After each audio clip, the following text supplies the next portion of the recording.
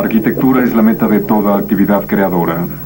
Arquitectos, escultores, pintores, todos debemos regresar al oficio. No existe el arte profesional. No hay diferencia natural entre el artesano y el artista. El artista no es sino un artesano inspirado. Hay raros instantes de luz donde más allá de su voluntad y por la gracia del cielo, la obra de sus manos se convierte en arte.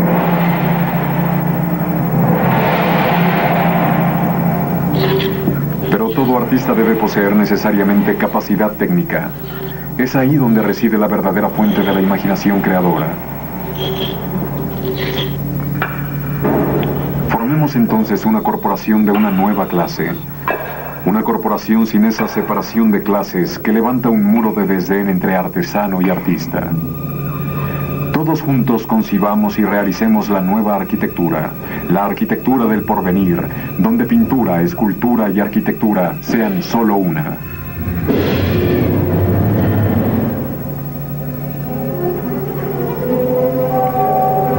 Concibamos y realicemos esta nueva arquitectura, la cual de las manos de millones de obreros se elevará un día hacia el cielo, como símbolo de cristal de una nueva fe. Extracto del manifiesto del Bauhaus, de Walter Gropius.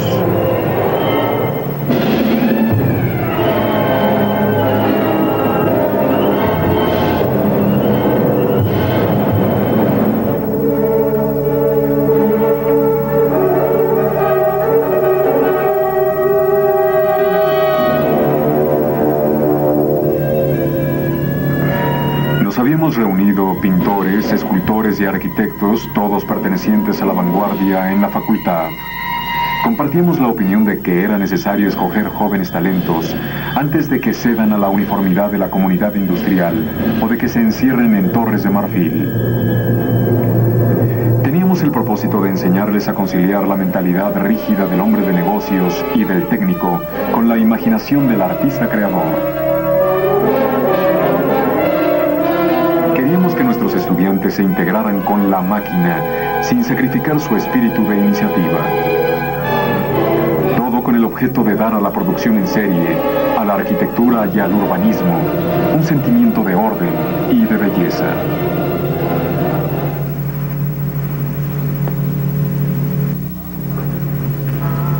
El Bauhaus fue fundado en 1919 por Walter Gropius.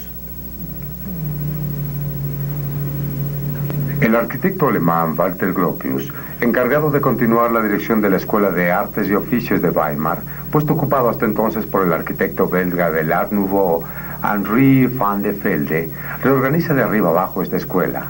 Exige la fusión con la Academia de las Bellas Artes.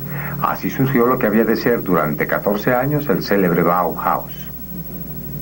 14 años de intensa actividad, terriblemente perturbados, sin embargo, por los dramáticos sucesos que convulsionaban a la Alemania de la época. Primer periodo, el Bauhaus, en Weimar, duración 4 años. En efecto, Weimar, convertida políticamente en conservadora, ya no apoya al Bauhaus. Segundo periodo, duración 7 años, en Dessau, cuyo alcalde, Fritz Hesse, recibió y sostuvo contra viento y marea la turbulenta, la revolucionaria escuela. El Bauhaus parecía fundido todo de una pieza, como un pensamiento sólido, y las aristas transparentes de sus paredes de vidrio se fusionaban con el aire. Sin embargo, estaban separadas de él por una voluntad exacta. Cuando lo vi me detuve fascinado. No fue el asombro debido a un descubrimiento ingenioso. No, fue sencillamente por admiración. Solo quisiera decir alguna cosa sobre el triunfo de la sencillez. Este edificio está, por así decirlo, en estado de hostilidad con las casas vecinas y con el propio suelo. El suelo vio aquí por primera vez el culto a la razón desnuda, esa especie de claridad y de dureza que nos emociona tan profundamente bajo la cúpula de Santa Sofía y en las fórmulas matemáticas, en la literatura francesa del gran siglo y en las organizaciones planificadas de las compañías gigantes. Los impulsos turbios, los rincones tenebrosos del alma, los sueños que se pierden en las nubes no tienen nada que hacer aquí. Cada ángulo, cada línea, cada uno de los menores detalles retoma con insistencia la conclusión de los teoremas olvidados desde los días de la escuela. Es lo que había que demostrar, Ilya Ehrenburg.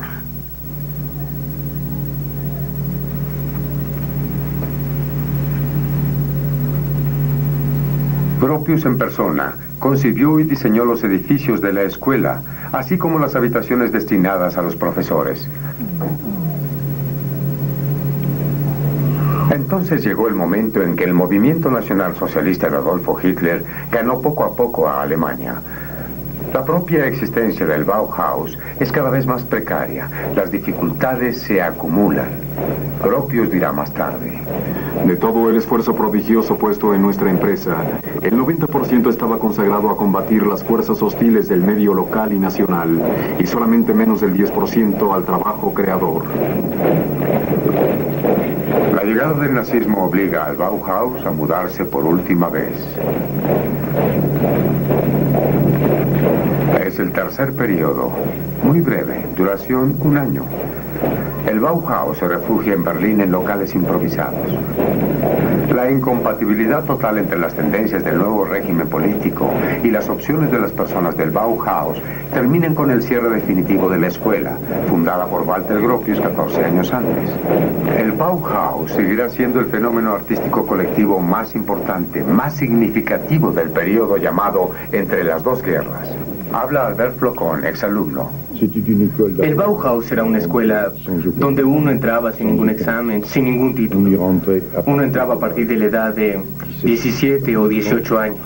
Y creo que hasta de una edad bastante mayor, porque había estudiantes que tenían más de 30 años.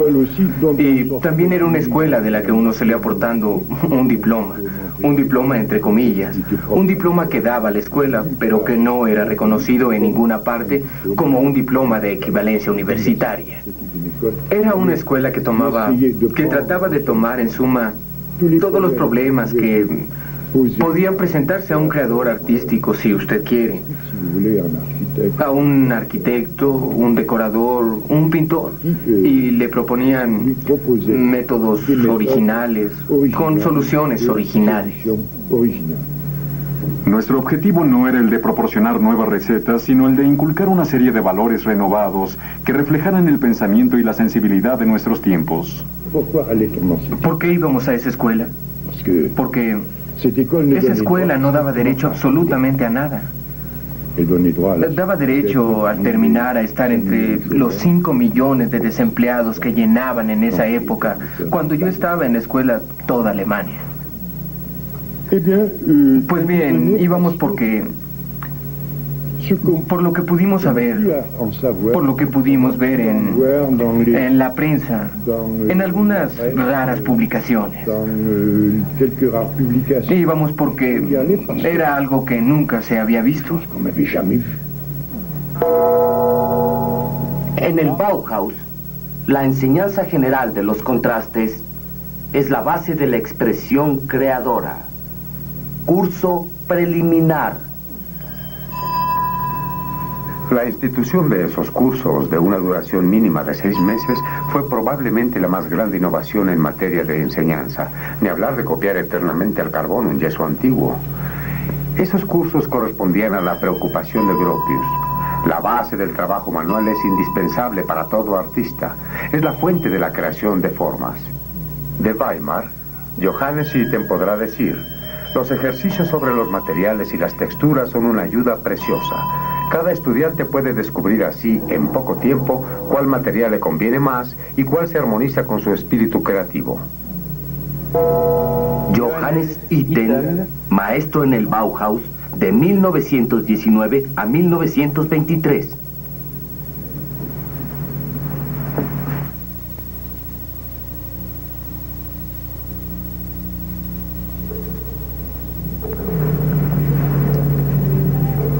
Itten enseñaba.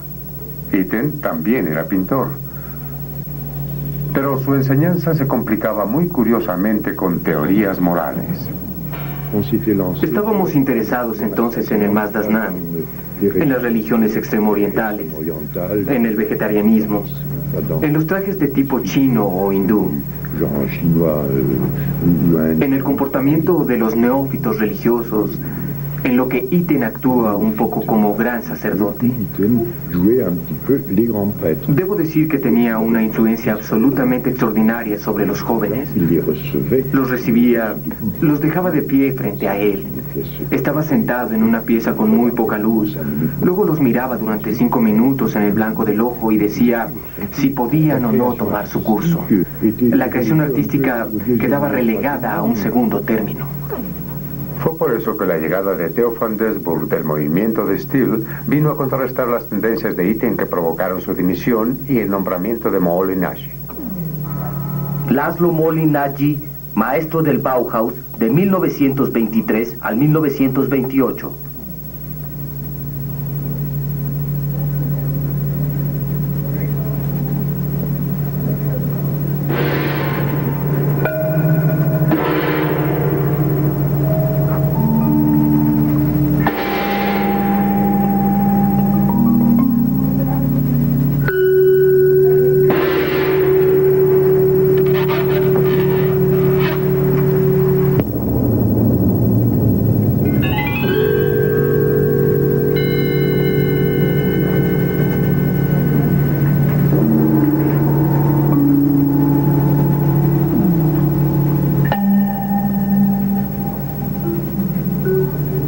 Los objetos realizados por Moholy-Nagy, así como los de sus alumnos, se consideran actualmente como esculturas modernas, de vanguardia.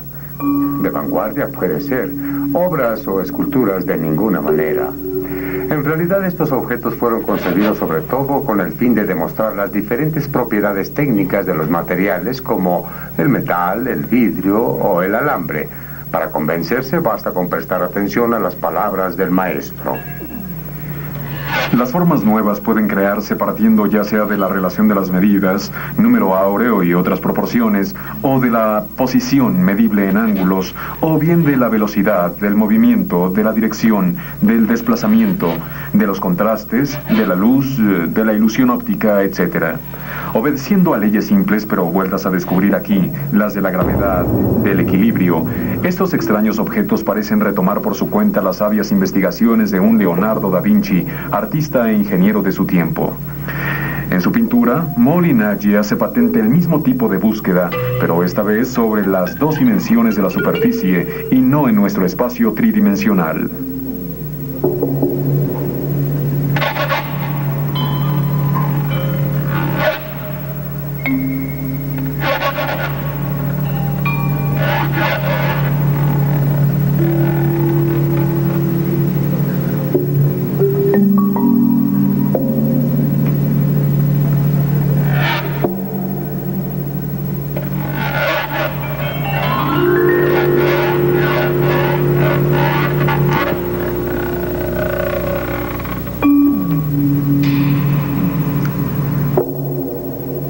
Buscador infatigable, fue uno de los primeros de su tiempo en componer collage.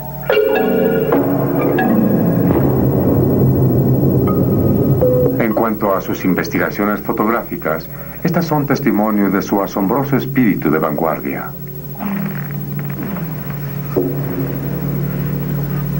Joseph Albers completa la enseñanza de Moholy-Nagy. Se descubre con la ayuda de Albers, quien era un maravilloso pedagogo, que sabía todo acerca de un anuario telefónico, o de una vieja lata de conserva, o de desechos industriales, o del contenido del cubo de la basura. Armado de un saco y un martillo, decía Albert, recorría los basureros en busca de pedazos de botellas y vidrios de todas clases, los cuales me hacían falta para mis realizaciones. Para incitar a un joven a que de pronto comenzara a jugar, que sacara algo de un material que parecía bueno para la basura, que sacara efectos absolutamente insospechados, que estudiara ese material según sus posibilidades. Por ejemplo, con una hoja de papel como esta, puedo hacer una línea recta. La doblo una vez más y hago 4 ángulos rectos. Es muy importante saberlo. Aquí fabriqué geometría, pero fabriqué también la resistencia del material. Pues bien, todas esas cosas las descubrimos poco a poco al manipular toda clase de materiales, al probarlos en su elasticidad, en su rigidez, en sus posibilidades, tanto técnicas, plásticas, artísticas y expresivas.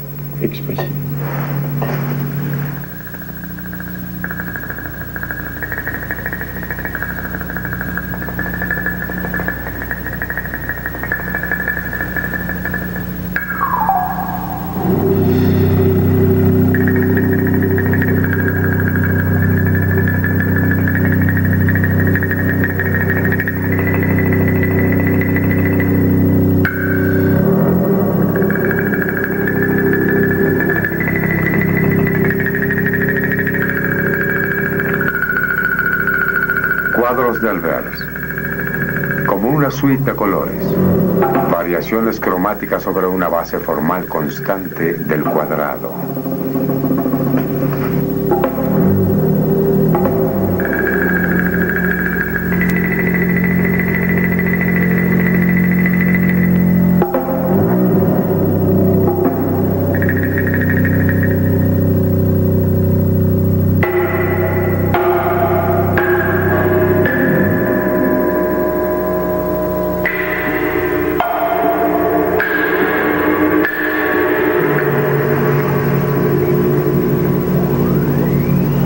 En el Bauhaus se regresa a las formas elementales.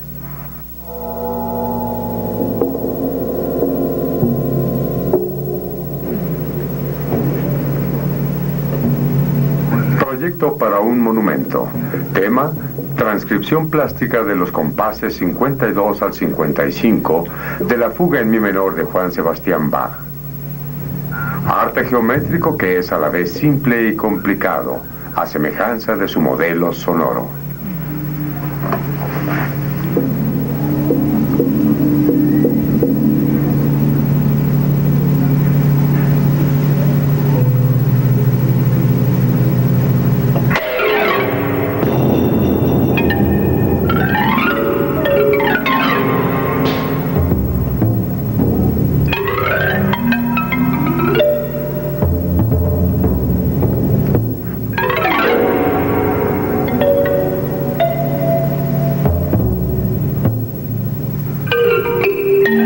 Curiosamente llamada figura abstracta, esta escultura metálica de Schlemmer nos recuerda un busto a la gloria de los robots. En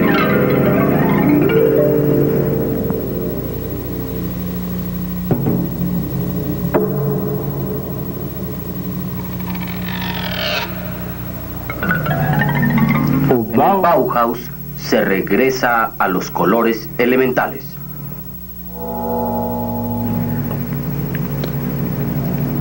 Hasta entonces, había sido solamente en el campo científico que se ocupaban de las investigaciones fundamentales.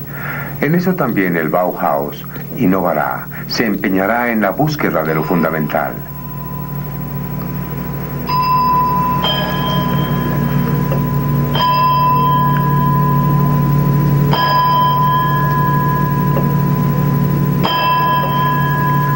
Teníamos que responder a las necesidades de una época industrial y ofrecer lo que pudiese corresponderle. Nuestros conceptos eran muy sobrios. Eliminábamos los adornos, lo que se tradujo en una cierta severidad.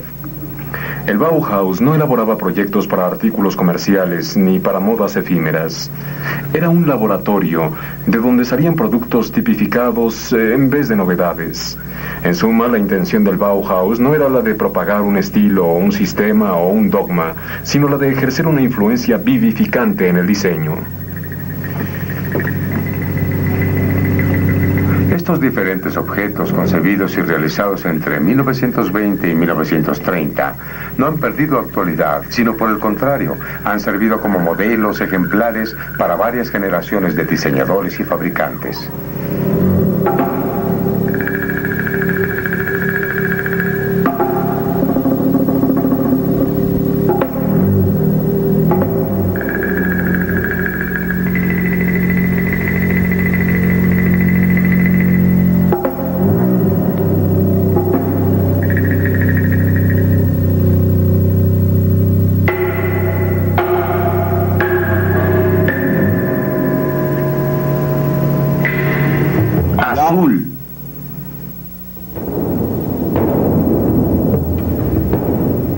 Amarillo.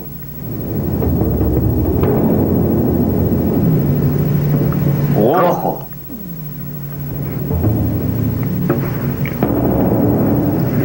El triángulo equilátero era amarillo, entonces el círculo era rojo y el cuadrado era azul. Si no es que al revés, ya lo olvidé.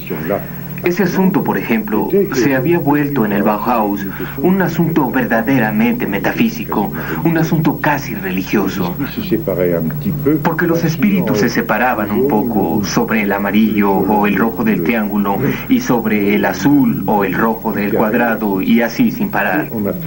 En eso hicimos también para convencernos mutuamente las primeras investigaciones. Esos papeles existen todavía con las respuestas de unos y otros.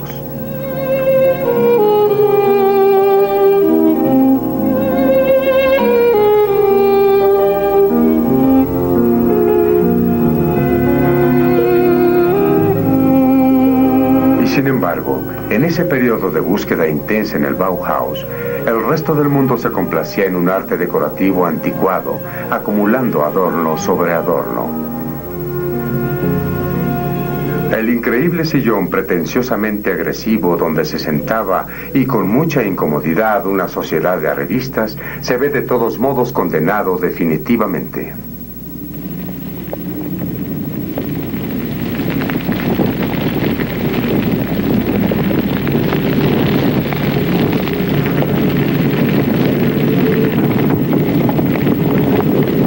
Inútil, el adorno recargado es lo que el Bauhaus ha barrido de un soplido. Solo conservará la osamenta, lo esencial.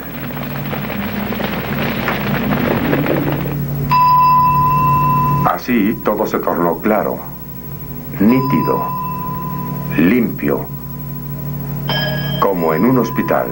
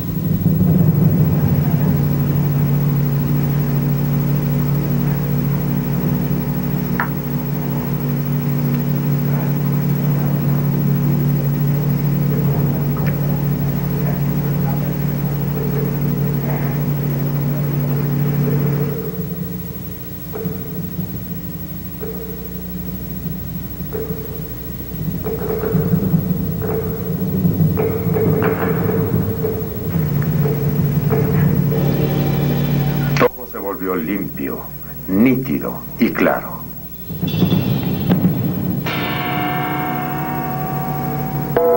Blanco y negro. Imaginen una ciudad construida en el estilo del emperador Guillermo, es decir, el estilo Luis. Muy pesado. Una casa sin ningún adorno. Una casa que era un paralelepípedo, que era de vidrio, que era de hormigón pintado de blanco. Era una cosa realmente extraordinaria. Se podía entrar ahí como yo lo hice. Yo atravesé la mitad de Alemania en bicicleta para verla durante mis vacaciones. Y había frente a la puerta un muchacho que usaba una camisa rusa. Ya saben, de esas camisas que se abotonan de lado. Y me dijo, ¿te interesa? Yo le dije, sí, me gustaría verla. Me tomó de la mano y me enseñó todo. Los estudios, esos muros nítidos y limpios, muchas cosas en blanco y negro. Una limpieza que yo llamaría ahora casi de hospital, pero que era agradable porque todo estaba recargado, todo estaba polvoriento, todo estaba lleno de bordados, todo estaba lleno de adornos, y ahí, ¡pum!, de pronto habían limpiado todo. Yo le dije, ese es un lugar a donde me gustaría vivir. De repente uno encontraba una razón de vivir, se encontraban amigos, se encontraban muchachos y chicas que reflexionaban todos en los mismos problemas, que jugaban el mismo juego, y que tenían, por lo tanto, en el amplio sentido, una comunidad de ideas, pero también una comunidad de comportamientos. Por ejemplo, todos éramos relativamente pobres. Se compartía la pobreza con el amigo. Cuando teníamos con qué pagar, le pagábamos su comida. Y cuando él tenía, él me la pagaba. Cuando no teníamos nada, compartíamos el pedazo de pan duro. Este trabajo en común tenía también la contrapartida de las diversiones en común. Les hacíamos bromas a los burgueses de la ciudad, pero también festejábamos nuestras fiestas, que eran también fiestas de gente que no tenía muchos medios. Apenas si teníamos medios para echarnos una mona, pero disfrutábamos de la resaca. Estábamos eufóricos por el hecho de que queríamos hacer una fiesta. Esta es una fiesta muy célebre, la fiesta de los cometas de Weimar, donde se construían inmensos cometas y algunos eran tan inmensos que no podían volar, pero eran muy bonitos de verdad. Eran obra de Schlemmer, de Paul Klee, de Kandinsky. Aquí pueden ver a los niños de Weimar. Aquí posiblemente sea Itten, con la cabeza rasurada y su traje de mago hindú. Esta es la terraza frente a la cantina. Como ven, cuando había buen tiempo se podía comer. Sacábamos las mesas y comíamos fuera. Pero en esta no reconozco a los personajes. Ese es alguien, un invitado de la ciudad. Como ven, lleva traje. Nosotros solo usábamos traje con las solapas rojas u otros atributos completamente grotescos. A ver aquí, veamos. Eso fue posiblemente la fiesta metálica. ¿Pueden ver la cantina? Aquí hay una especie de marciano. ¿Lo ven? Había decorados con esferas de vidrio. Había todo un techo. Ahí está el mesero. Lleva un sombrero de copa con campanitas, todo alrededor de su sombrero. Y aquí había, según creo, un tapete rodante. Uno se sentaba en unos carritos y ¡pum!, llegaba aquí en medio del salón en el que se bailaba.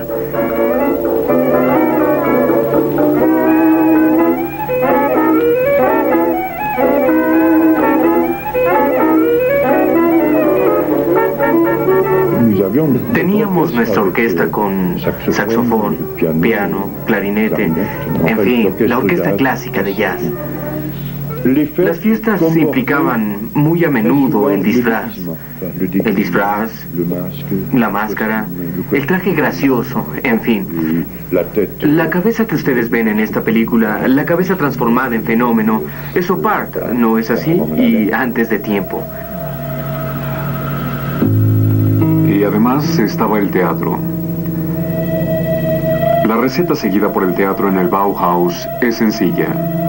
Partir del cuerpo, partir del espacio y sus leyes y de su misterio, y dejarse embrujar de nuevo. Partir de las posiciones del cuerpo, de su simple presencia, de la posición del pie, del caminar, y también del salto y de la danza. Dar un paso es una aventura. Levantar una mano, mover un dedo, no lo son menos. Temer y respetar, por lo tanto, cada movimiento del cuerpo humano, especialmente sobre la escena. En ese mundo vivo, aparte, ese mundo de la apariencia, esa segunda realidad donde todo está bañado de un aura mágica. Oskar Schlemmer fue maestro en el Bauhaus de 1920 a 1929. A ratos pintor, escultor, animador de teatro, actor. He aquí un punto en común de los artistas del Bauhaus. Todos, sin excepción, emprendieron y con éxito las disciplinas más variadas.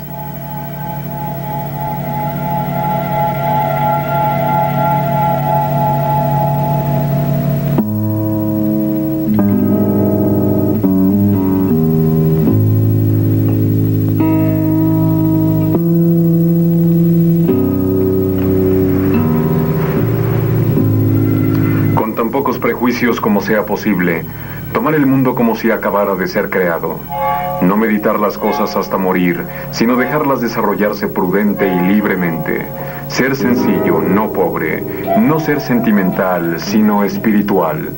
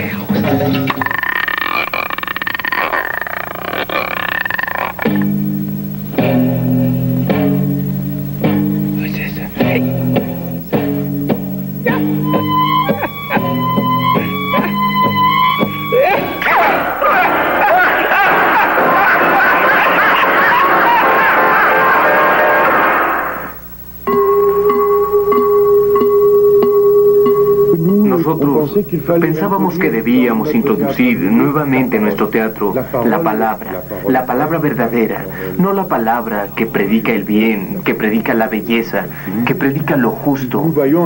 Nosotros veíamos un teatro de propaganda donde Schlemmer veía un teatro de elementos formales. Nosotros queríamos servirnos de esos elementos formales para decir lo que nosotros pensábamos que era la verdad. La verdad era una sociedad mejor, era el cambio. En todos los aspectos era lo que había sido dicho en una forma un poco casi teatral, en el famoso manifiesto del Bauhaus, que decía que todos los gremios, todas las profesiones, trabajar juntos para erigir la catedral del socialismo.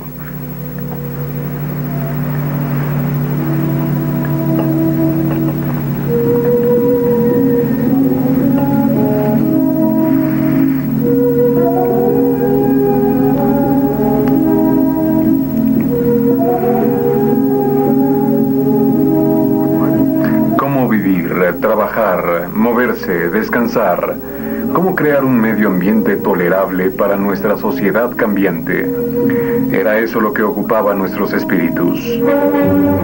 Las invenciones técnicas y la evolución social desde hace 100 años, que desencadenaron un sinfín de cambios en nuestra manera de vivir y de producir, han creado gradualmente costumbres, escalas de valores y preferencias nuevas que acabaron representando las tendencias unificadoras de nuestro marco actual.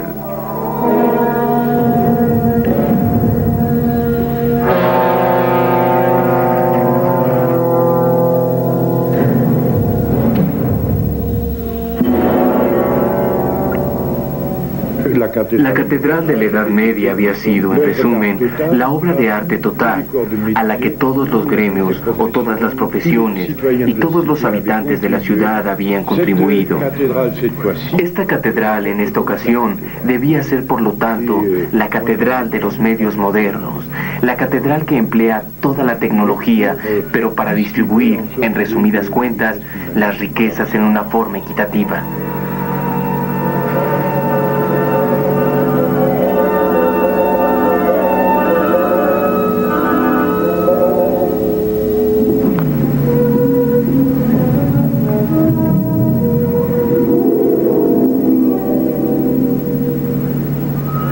Desgraciadamente, esta catedral del socialismo tuvo enseguida sus censores y sus autocensores, porque cuando el manifiesto estaba imprimiéndose en Weimar, los impresores habían dado a la prensa el manuscrito. Y hubo entonces gran escándalo de la prensa reaccionaria por esta famosa catedral del socialismo. Y cuando por fin el manifiesto fue realmente impreso, suprimieron la palabra socialismo y vino a ser simplemente la catedral.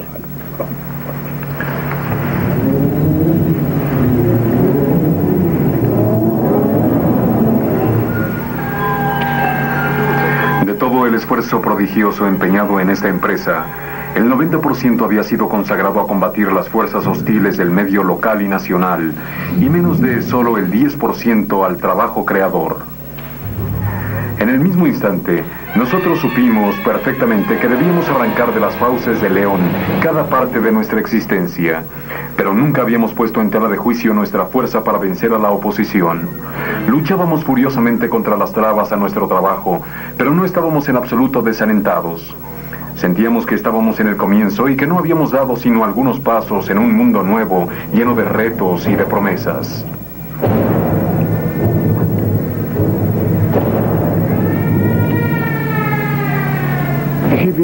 Yo viví en el Bauhaus un periodo bastante dramático.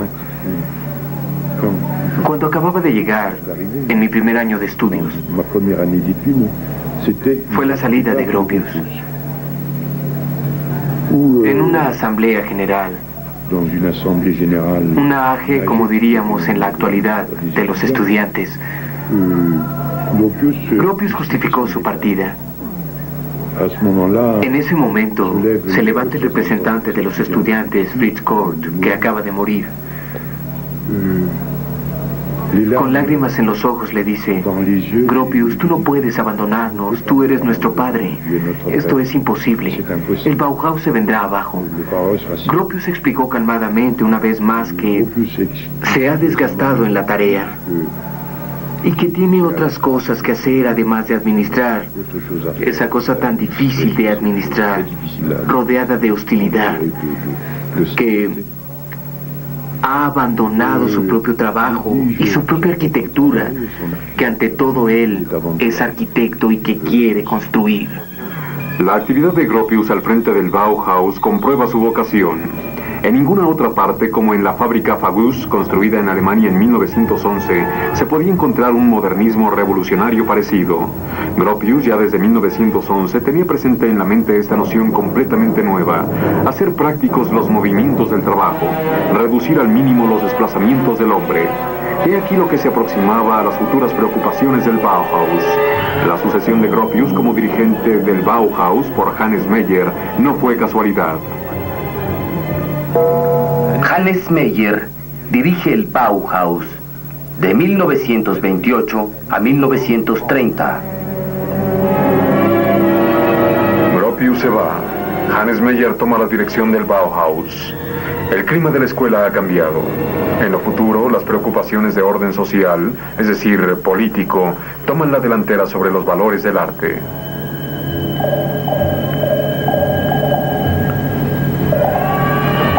Construir es un proceso biológico. Construir no es un proceso estético. La nueva habitación se convierte esencialmente en una máquina para habitar y también en un dispositivo biológico que responde a las necesidades materiales y espirituales. La época moderna pone a disposición de la nueva arquitectura nuevos materiales. Nosotros organizamos esos materiales en un todo arquitectónico según los principios de economía.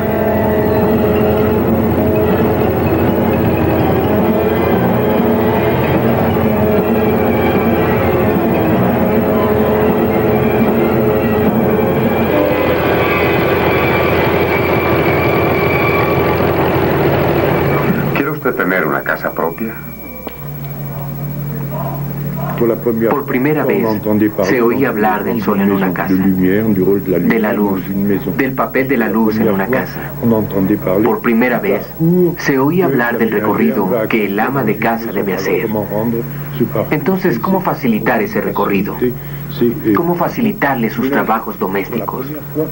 Por primera vez, la arquitectura fue considerada como un acto destinado a satisfacer las necesidades que están afianzadas en lo más profundo del ser humano. Su derecho a un techo, su derecho a la habitación y su derecho a una habitación alegre, si es posible. Arquitectura habitacional por Walter Gropius. Arquitectura habitacional por Mies van der Rohe.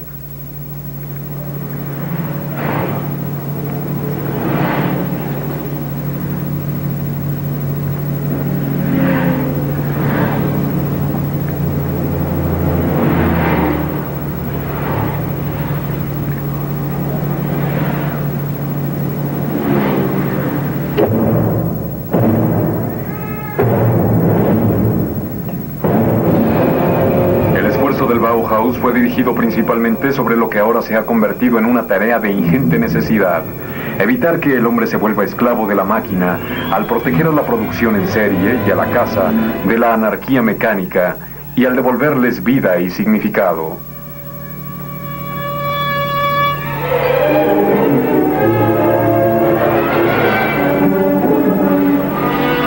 Eso quiere decir que hay que elaborar productos y edificios concebidos especialmente para una producción industrial.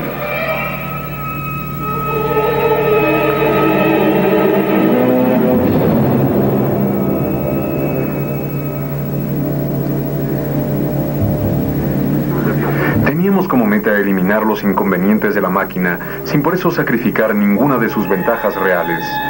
Nos esforzábamos por determinar normas de calidad y no por crear novedades efímeras.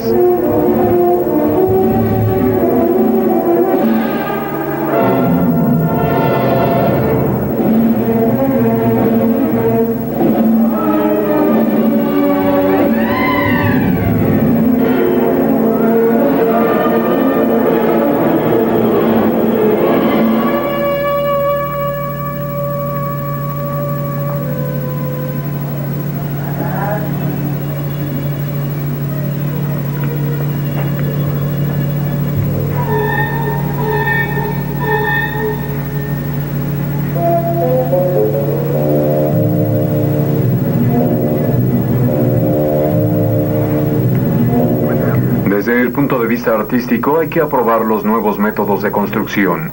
La tipificación de los elementos de construcción tendrá como resultado la saludable uniformidad de las casas y nuevos barrios. No debemos temer a la monotonía.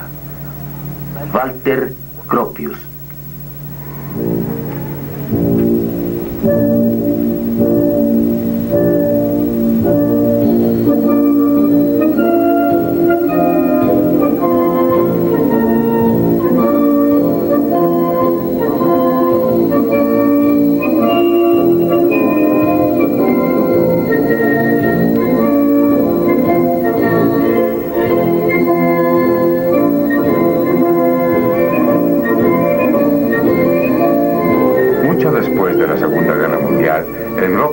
De Berlín, edificación de un gran conjunto, un enorme complejo urbano de habitaciones concebido por Walter Gropius.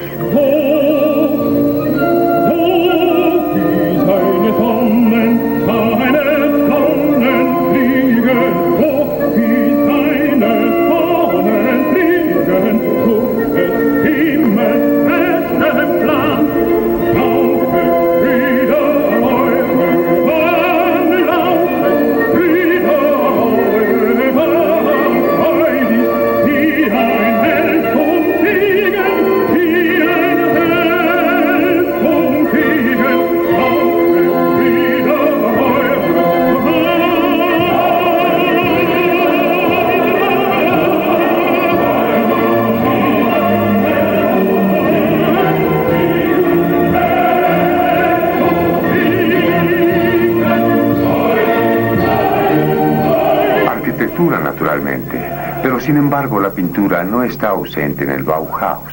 Testigo, la presencia de Georg Muche.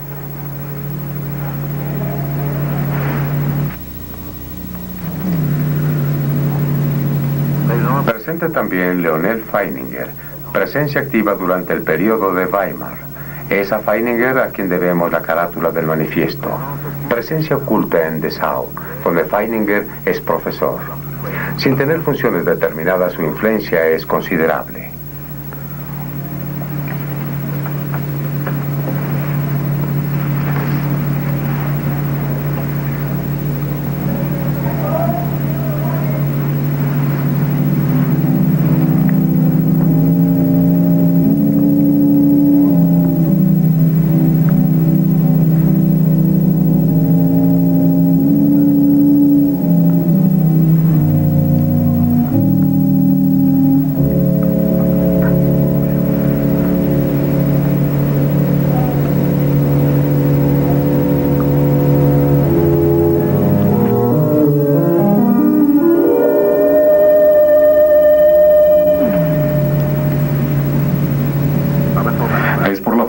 artesanal rigurosa que fue posible tener la obra de arte total que debía, igual que la catedral del futuro, iluminar con su plenitud de luz todos los rincones de la vida cotidiana.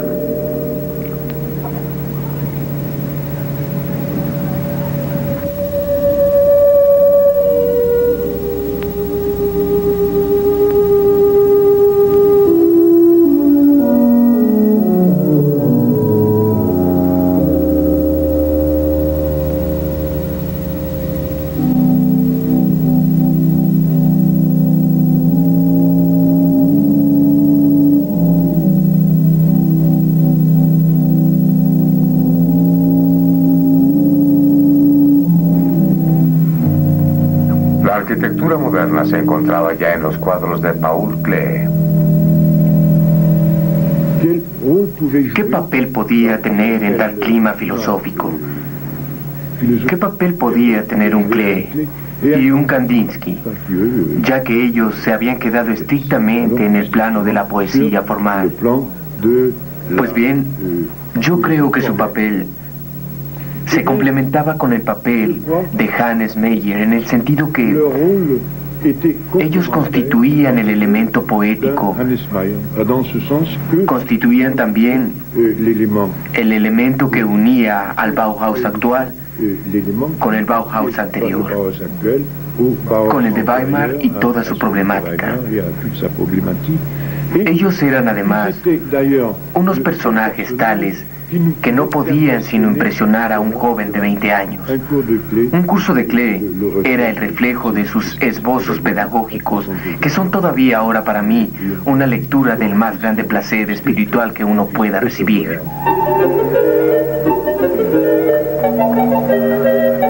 Pintura y palabras de Paul Klee. Partamos a un pequeño viaje al país de la mejor inteligencia de las cosas. Antaño se representaban las cosas que se habían visto, gustado o que nos habrían gustado ver en la Tierra. Hoy nos empeñamos en hacer surgir la relatividad de lo visible, al mismo tiempo que expresamos la convicción de que lo real no es, en comparación con el total del universo, sino un ejemplo aislado, y que también existen otras verdades.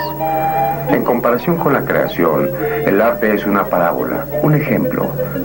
Al igual que la vida terrestre, es un ejemplo, una figura de la vida cósmica. El arte va más allá del objeto, tanto del objeto real como del imaginario. Juega con las cosas sin saber lo que hace. Igual que un niño nos imita cuando juega, igualmente al jugar nosotros imitamos las fuerzas que han creado y crean el mundo.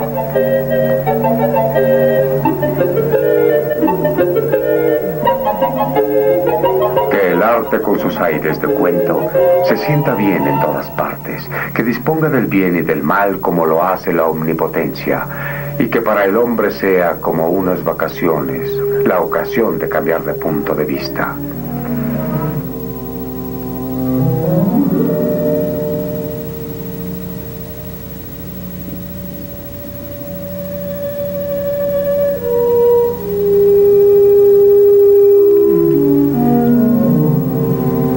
Es a la meta a la que debe conducir todo el arte, que atraviese sus anchas aguas o que lo mismo que el arte gráfico se ramifique en el agradable laberinto del aforismo. Esperemos que Kandinsky no tarde en venir a Weimar. La mirada de Kandinsky se sumerge completamente en el mundo de la luz. Ese era el deseo de Paul Klee y se le cumplió. Kandinsky fue a reunirse con él en el Bauhaus. Un curso de Kandinsky en el Bauhaus. Una forma material no puede jamás ser reproducida con una exactitud absoluta. La composición puramente pictórica tiene en cuanto a la forma un doble fin. Primero, la composición del conjunto del dibujo, del cuadro. Segundo, la elaboración de diversas formas subordinadas al conjunto que se combinan entre ellas. Así, en el arte, vemos poco a poco pasar al primer plano el elemento abstracto. No hay nada más natural que este lento crecimiento, esta plenitud final del arte abstracto.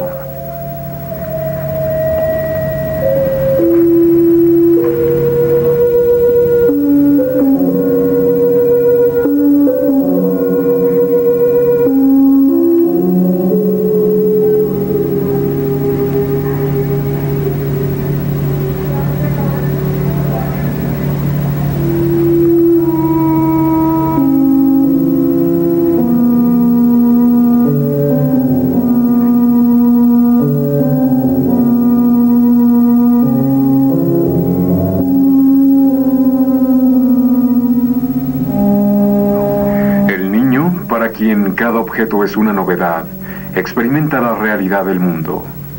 La luz le atrae, quiere tocarla y se quema los dedos. En el futuro tendrá por la llama temor y respeto. Pero sabrá sin embargo que la luz no es solamente dañina, sino que también ahuyenta la oscuridad y prolonga el día, que puede calentar, coser y formar a veces un espectáculo divertido. Los grandes artistas como Kandinsky y Klee han salvaguardado esta noción tan importante. La libertad creadora individual, libertad colectiva, libertad en suma. Eso no durará sino un momento. Hannes Meyer se ve en la obligación de renunciar. Sus ideas abiertamente comunistas hacen imposible su posición. Mies van der Rohe lo hereda. Ludwig Mies van der Rohe dirige el Bauhaus de 1930 a 1933.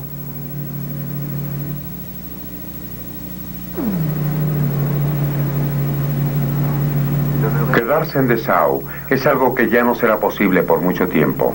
Mies van der Rohe trasplanta el Bauhaus a Berlín. Es el final. Contra viento y marea solo resistirá un año. Y después de negociaciones infructuosas con los nacionalsocialistas renunciará a su vez lo mismo que todo el Bauhaus. En 1933, el Bauhaus fue cerrado por el nacionalsocialismo. 32 estudiantes fueron detenidos.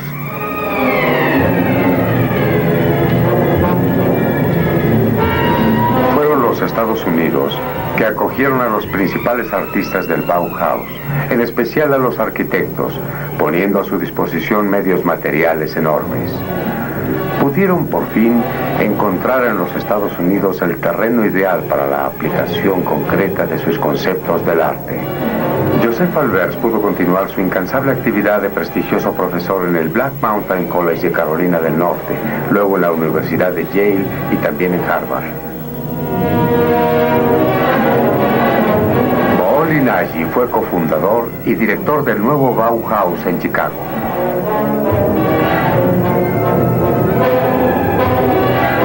Mies van der Rohe, gracias a los medios puestos a su disposición y al desarrollo de la industria americana, pudo revestir con sus famosos muros de vidrio numerosos rascacielos en los Estados Unidos.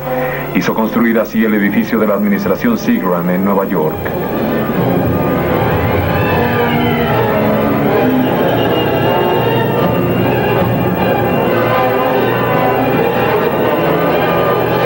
La ciudad de Chicago vio erigirse este extraño y fascinante edificio debido a la creatividad de Bertrand Goldberg, exalumno del Bauhaus.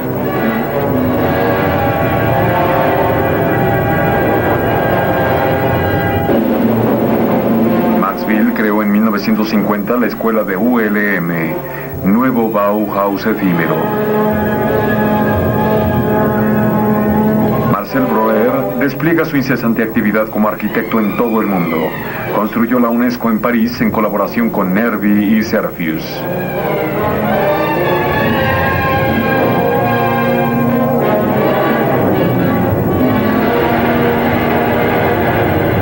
Creación individual.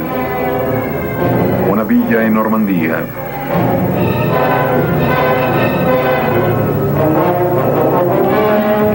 Palabras de Marcel Breuer.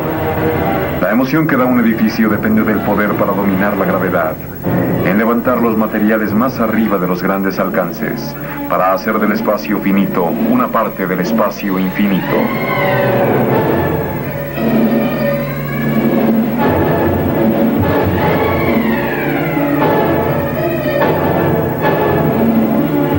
Walter Gropius regresó a Europa para construir, entre otras cosas, una escuela municipal en Berlín.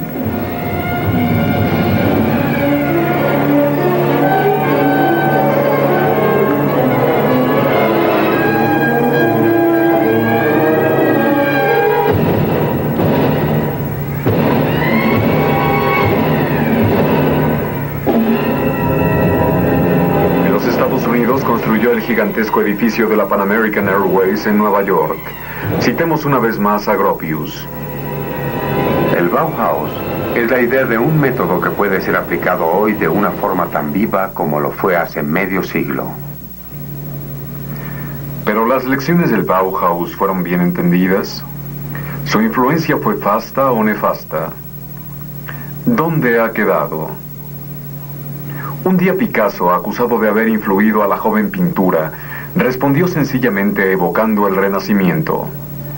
Miguel Ángel no es responsable de las cómodas Enrique II. ¿Acaso no podemos decir lo mismo respecto a la influencia del Bauhaus en nuestro mundo contemporáneo? Sobre su arquitectura, a veces espléndida y bastante a menudo aberrante. Nosotros no basábamos nuestra enseñanza en ideas preconcebidas de la forma, sino que buscábamos la chispa de la vida detrás de esas formas cambiantes. El Bauhaus era la primera institución en el mundo que osaba incorporar ese principio en un programa determinado. Numerosos alumnos obtuvieron empleos importantes en los establecimientos industriales gracias a sus conocimientos generales. Otros fueron nombrados profesores en el extranjero. El objetivo intelectual del Bauhaus fue cumplido. Walter Gropius terminó sus días en los Estados Unidos. Fue en este país, sin duda, que este pedagogo genial pudo ejercer más libremente su oficio, el de arquitecto. Respeto a esos hombres valientes y rectos. Ellos no gimen por los fárragos del pasado. Heroicamente fabrican de todo, incluyendo cubetas. Tienen mucha razón. En la actualidad no hay que fabricar paisajes, sino cubetas. Y sin embargo, yo no creo en la muerte del arte. Pienso que la locura seguirá siendo locura, y no puedo concebir la vida como si hubiera sido escrita bajo el dictado de un alumno modelo.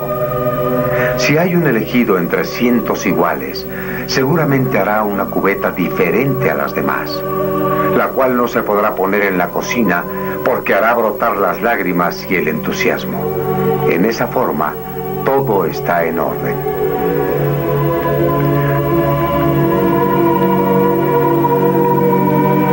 Recordemos las palabras de Ilya Ehrenburg. Lancemos un último vistazo lleno de deferencia a las aristas de vidrio del Bauhaus y luego apresurémonos a volver a nuestras casas comunes, construidas por personas que ya han desaprendido la belleza pasada y que aún no han encontrado el cruel secreto de la felicidad futura.